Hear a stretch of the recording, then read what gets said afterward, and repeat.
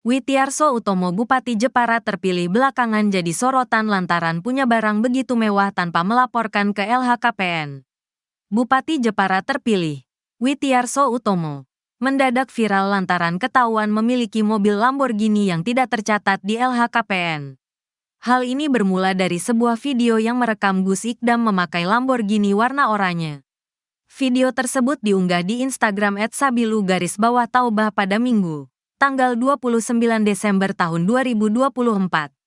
Awalnya warganet mengira jika mobil itu milik Gus Ikdam. Namun Gus Ikdam lantas menyebut jika mobil tersebut milik temannya, Bupati Jepara terpilih. Kayak kemarin aku ke Jepara, memang tak sengaja. Kebetulan Bupati terpilih teman lamaku. Sejak beberapa tahun lalu sudah ketemu, ungkap Gus Ikdam. Dikutip dari TikTok @nanangblitar. Selasa, tanggal 31 Desember tahun 2024. Aku datang mobil sportnya ditata di depan rumah. Bangun tidur sehabis mengaji pagi. Mobilnya aku setir, bebernya. Nama Witiarso Utomo pun menjadi viral. Karena mobil Lamborghini miliknya tidak tercatat di LHKPN. Siapa Witiarso Utomo? Berikut rekam jejaknya punya kekayaan 8 miliar. Witiarso Utomo merupakan politikus kelahiran Jepara. Tanggal 18 April tahun 1982.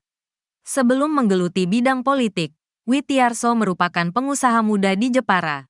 Dilansir dari situs resmi KPU RI, beberapa jabatan penting pernah dirasakan Witiarso. Ia pernah menduduki posisi sebagai Presiden Direktur PT Dua Putra Utama Makmur hingga Komisioner PT Pandawa Putra Investama. Bahkan, Witiarso Utomo yang menjadi pendiri dua perusahaan tersebut bisa mengekspor hasil produksinya ke beberapa negara tetangga di Asia. Pada pemilu 2024, Witiarso Utomo pun maju sebagai calon Bupati Jepara.